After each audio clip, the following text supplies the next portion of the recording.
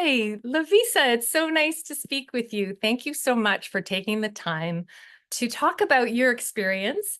This is a series we're going to be doing about real women sharing their real health stories, because I think it's really important to talk about different women's health conditions and make sure we don't feel alone in the process. Some of the conditions in women's health are better addressed than others. And so we can all work together as a community of women to share our stories. So again, thank you for being willing to do that today. So I have some questions for you specifically about your journey with PCOS, in case this could help another woman hearing this story, highlight directions she might want to go in, become aware of resources she might not be aware of, and the proactive approaches that they might not be aware of.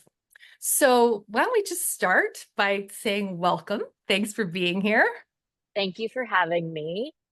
Yeah, no, I mean, if this can help anyone, it would have been great to see this when I was diagnosed. So I'm just hoping that I can maybe even help just one person. Exactly. Well, thank you. It really means a lot.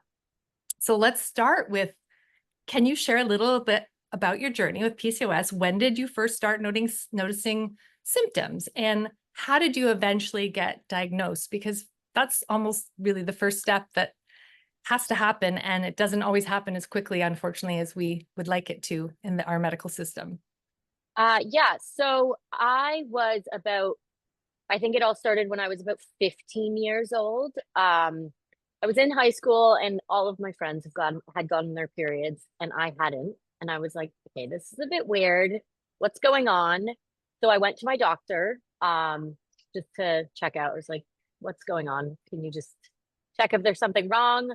Um, and I believe they did refer me to a gynecologist. I saw a gynecologist. She did say there were cysts on my ovaries, but didn't really speak much to it, and kind of just said, we're going to put you on the pill and that should start your period. Um, Not knowing much, didn't even know what PCOS was. I was like, yep, that sounds like a good idea.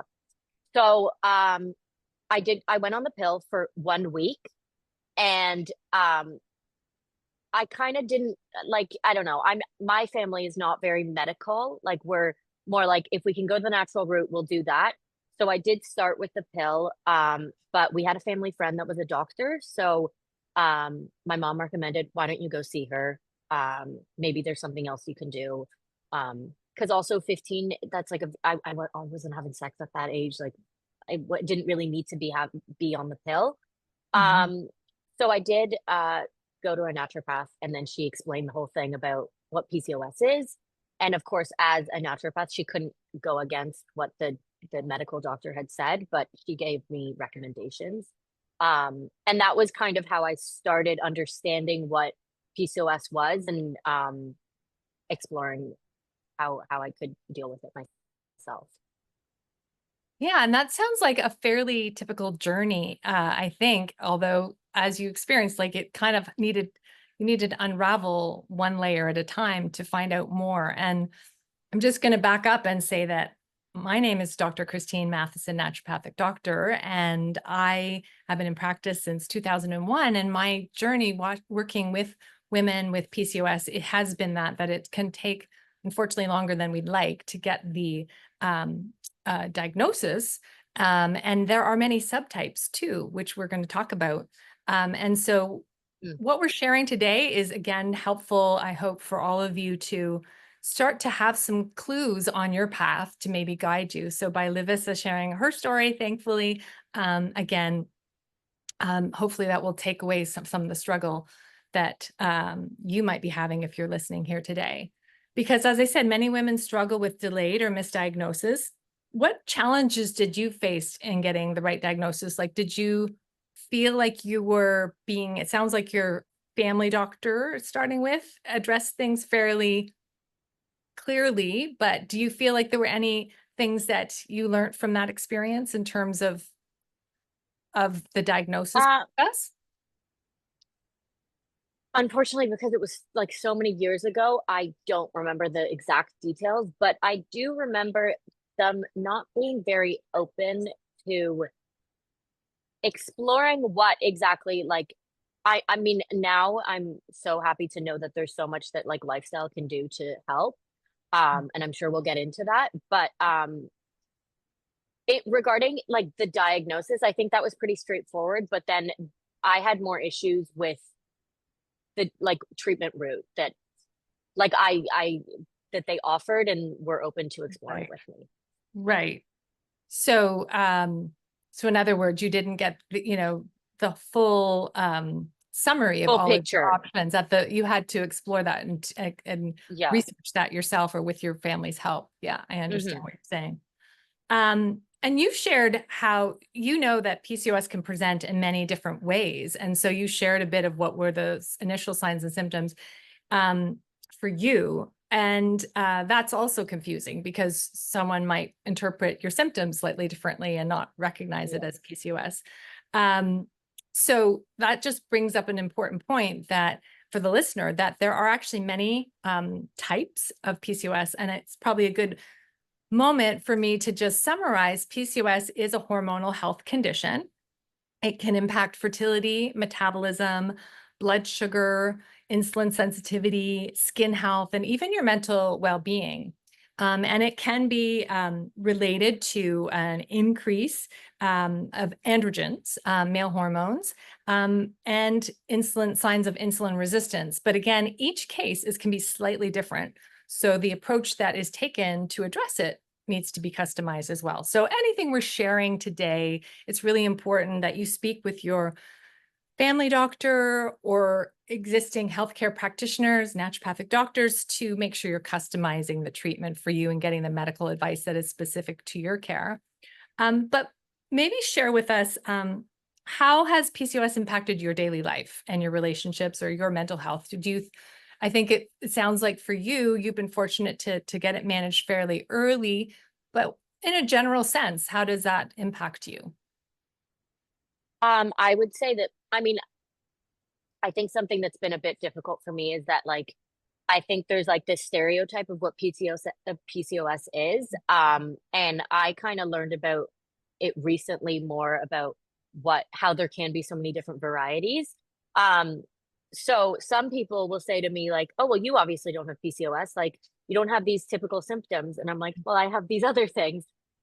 So yes, I don't have some of the typical symptoms with like high androgens and insulin resistance, but one of the hardest things for me is that my cycle is so irregular. Mhm. I can never expect um like I can't track my period, like I can track it, but I that doesn't really help me with anything. And so I've had many pregnancy scares just because simply I have no idea when I'm getting my period. And then there's also the fact that, which I try not to think about, but I am scared that I'm going to have fertility issues.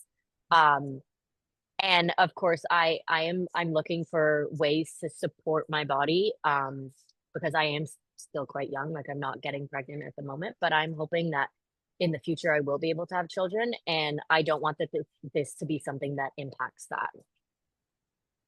I'm really glad you shared that, and thanks for sharing it because I know it's vulnerable to talk about that. But irregular periods do lead to a level of mental stress, right? Because Mm, you are considering all the reasons that your period is irregular, right? So, for those listeners that might be experiencing that could be a reason to maybe talk to your family doctor and talk to your naturopathic doctor or your healthcare practitioner, because that could be a beginning sign of many things.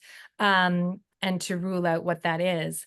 And so I appreciate that. And also the stereotyping as well is so important to address, because this is what we want to do, is break down some myths and some ideas of what PCOS is. It could be so individual, and you could line up a group of women or have a group of women who all have PCOS who have very different presentations. So it's really, really important to acknowledge that, which is again a reason for anyone listening, if you're like, well, I don't fit the stereotypical profile that I'm reading on Google or whatever, that's not necessarily true. So it's important for you to seek care and make sure, irregular periods or any of the symptoms I mentioned earlier could be a reason to warrant a visit to your family doctor or naturopathic doctor to start exploring what the underlying reason for that is.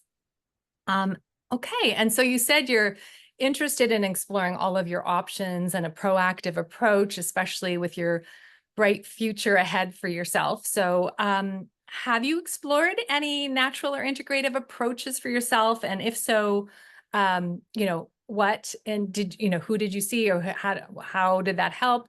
And maybe like what you're focusing on now as well. Yeah, so when I was diagnosed, I did go initially to our family friend who was a naturopathic doctor. And I made the choice to go off the pill very soon after I went on it because she kind of laid it all out for me, explained everything, and explained how some natural supplements, lifestyle, all these things can help make my cycle regular, decrease my symptoms, all this stuff. So I was like, I may as well try this. Um, it was a while ago, so I don't remember exactly what supplements, but I did go down that route, and it was very it was honestly the best thing that I did. I'm really happy that I trusted that the naturopathic way was the way to go because um I started to get my period like regular. Regular for me, it was about every 6 weeks. Not like, I mean, I've had periods where then it disappears for 4 months, but before going there, I the only reason I got my period was from the pill. So then when I had been on these natural supplements for about, Mhm. I think it was like a few weeks, and my period was had come, started, and then the next month I got it again. So yeah, I have explored it, and unfortunately now it's been a while that I've kind of just let myself completely go off of that.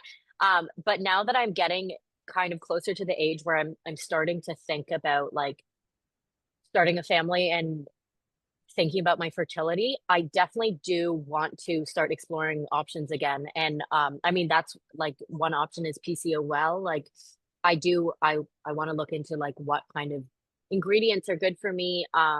Another thing that I really prioritize is my lifestyle. I mean, not only for my mental health and my physical health, but like I know there's science on it about how it can impact your symptoms. So yeah, no, I have a very active lifestyle and not in a restrictive way, but I do eat a very healthy lifestyle. I mean, I'm not trying to ruin my my youth um by being very restrictive, but I do prioritize my health.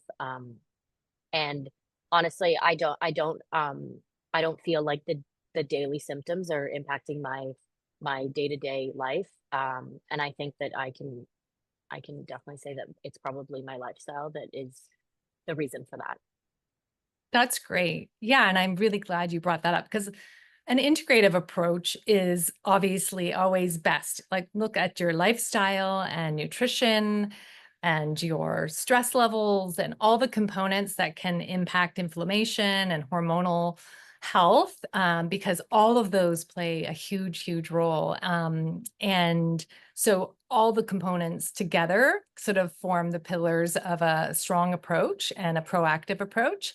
But to your point, there's some incredible research on specific nutrients as well that you can add through supplementation. So, inositol has substantial research on it in terms of PCOS. And then you've got the NAC, and then some of the insulin sensitivity type of support. So, your chromium and your cinnamon and berberine and things like that, but also vitamin C and vitamin D. And now we're starting to see the connection with the nervous system, and managing the nervous system impacts almost all other systems. So adding in the ashwagandha and other nutrients that have been really well studied in relationship to PCOS, and then some of the hormonal support like black cohosh. So really evidence-based supplements, which are clinically studied, that are available. Again, speak to your family doctor, your naturopathic doctor, your healthcare provider to see what is appropriate for you based on your presentation, your symptoms. But it is really helpful to hear, when you're in that experience, that you're taking that holistic approach and looking at your lifestyle and what else you can do to be proactive now to support your fertility, your metabolism, all the components that can be impacted by polycystic ovarian syndrome. We've been saying PCOS, but and there are many, different. It's also just often called PCO. So yes, I appreciate your taking that approach as well. So that's really great to hear.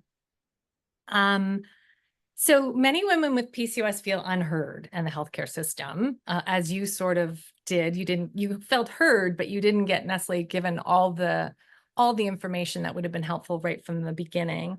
What advice would you give to others navigating this at this vantage point that you have now later in your journey?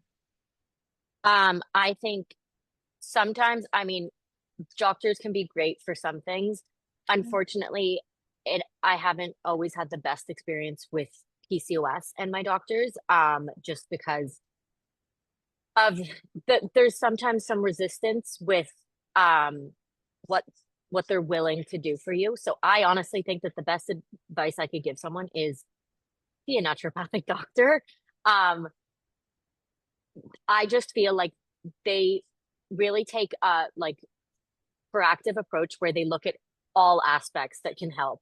Um, and also, if you can't see a naturopathic doctor for whatever reason, there is so much research. Like looking into it yourself and figuring out what works for you, just testing things. Um, I think that's the best. And like some things might not work. Like I know that, like I have been on the pill, and I knew that that didn't work for me, and like other things didn't work. Like going on very restrictive diets didn't work. I completely lost my period. So I've tried a plethora of things. Mhm. I think just educating yourself on like the different types and understanding what your body needs. Mhm. If that's help from a naturopathic doctor, that's amazing. If you can't go down that route, then doing the work yourself and just figuring out what you need on your own, like that's all you can do. And I would add that I think in my experience, I have come into contact with some doctors and gynecologists or endocrinologists who want to collaborate and are at their sort of frustration level that they can't offer more conventionally. So there are occasions where I think that the integrative model of care can be really useful, and we need to get the diagnostic side of it sometimes through the help of a doctor who's willing to do that as well. So hopefully the future is a little bit easier in terms of collaborative integrative care. But I hear, I know sometimes it can be frustrating. It depends to our listeners where they're located in the world, Mm. what type of healthcare they have access to. So I think the point that I'm hearing the most is find the right practitioner for you and the right care and the right support that you need. And also some of that may include breaking down some of the misunderstandings about PCOS Yeah. you experienced, and allowed you to get to where you are at now.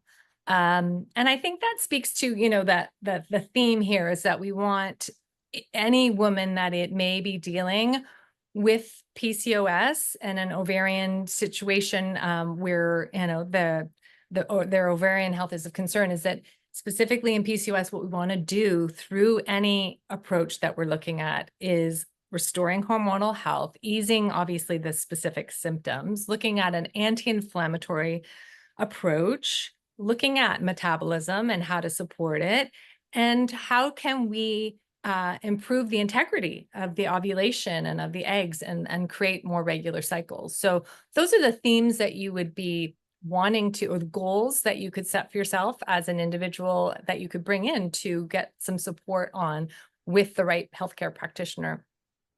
So I think that's sort of what you're saying, is that you needed to kind of get your research and be able to find the right team for you. And I'm glad that you've gotten to this point. And it sounds like you're at a nice chapter now where you're ready to sort of reignite your approach or re-update it, which is really important too. So if you could go back in time and give yourself advice when you were first experiencing symptoms, and this is just an exercise sometimes, what would you say to your younger self that might help someone who's listening today? Um, I I think you think, said it already, but I think just to um, add to what you said. yeah, no, I think it would just be doing my research, and I mean, I was very young when I found out, so for me, it wasn't the biggest deal in my life. I was 15. I was like, Mhm. who cares about my fertility? But um, that's what's going to impact the rest of your life. Like, just do your research and try and find what works for you. And knowing that that's going to be different for everyone. Mhm. And yeah, I think you just have to kind of go down your own route. And I would say go down your own road, but actually the purpose of us sharing today is don't feel alone too, right? So, Yeah, reach out to practitioners or communities and support so that you don't feel alone in your journey. And I hope that that is the result of us just having this conversation and sharing it where we are. And for those who are listening, because my experience as a naturopathic doctor and working with patients often is, that actually helps relax the nervous system to not feel alone. And also by feeling more managed in your situation and having the resources in a toolkit that's customized to you can really make you feel more positive about how you're approaching it, which actually physiologically can be hugely helpful because it reduces your stress level. And then you start feeling, that that's contributing towards your health to feel less stressed about it. So get the answers, do the research, as you said, but also part of the research I would say, and I think you're agreeing with me, is like getting the right support from healthcare, but also reaching out to communities that are talking about this and not feel alone as a woman in your journey. Because, certainly that partnering with the right people and getting the right support goes a long way in terms of our emotional health, which impacts our physical health too, because everything's connected. So, yeah. I know, I completely agree. I mean, I think one of the great things about this time is that it is becoming so much more like widespread. And I don't mean that in the sense that everyone is getting it. I mean, it's becoming a thing that people talk about. I mean, when I heard about it, when I was diagnosed, I had no idea what it was, let alone know anyone with it. mhm. Now I hear about it all the time. I hear about all different support groups, and I hear about all different ways that you can handle your symptoms and supplements and all this kind of thing. So it is a great thing that there are so many like ways to connect with people and realize that you're not alone in this, and that because there are so many different symptoms and phenotypes of the disorder, um, there are definitely people who are experiencing some of the same things. Yes. Um, and speaking to those people is like, or even just hearing their story, I'm sure is like, I mean, that's something that I wish I could have had Yeah. when I was going through it. Yeah. Yeah, absolutely. And I think you brought up an important point that I touched on earlier, but it's being better diagnosed and hopefully it will be better and better. But the increase in better diagnosis has meant that there's more communities and more people looking for solutions. And so I'm glad that you've explored, finding that research, seeing that there's incredibly valuable research on diet and lifestyle, supplements and nutrients and herbs that can really make a difference when they're customized to you, and knowing that it's evidence-based. So, yeah, I feel like this is only going to move forward, hopefully.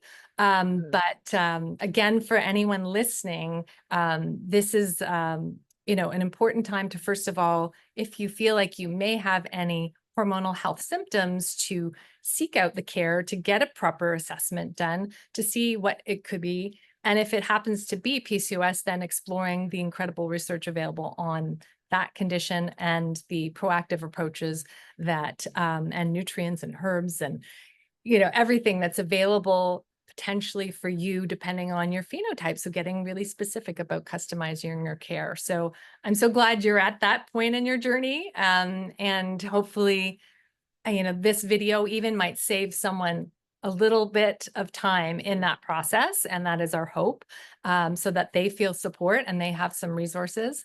And so I want to thank you so much for taking time. Is there any last minute points that you wanted to add? I think we covered a lot. You're welcome though Yeah, to. no, I think we covered most of it. But yeah, no, thank you so much for having me. And I just really hope that this reaches anyone who needs to hear this. Absolutely. Absolutely. Well, we wish you both, Lovisa and I, Thank you for being with us today. This is Dr. Christine Matheson, naturopathic doctor, sharing real stories about real women's health, women's health journeys and what they learned from them in case this helps you. So thank you so very, very much, Lovisa, and have a wonderful rest of the day. Take care.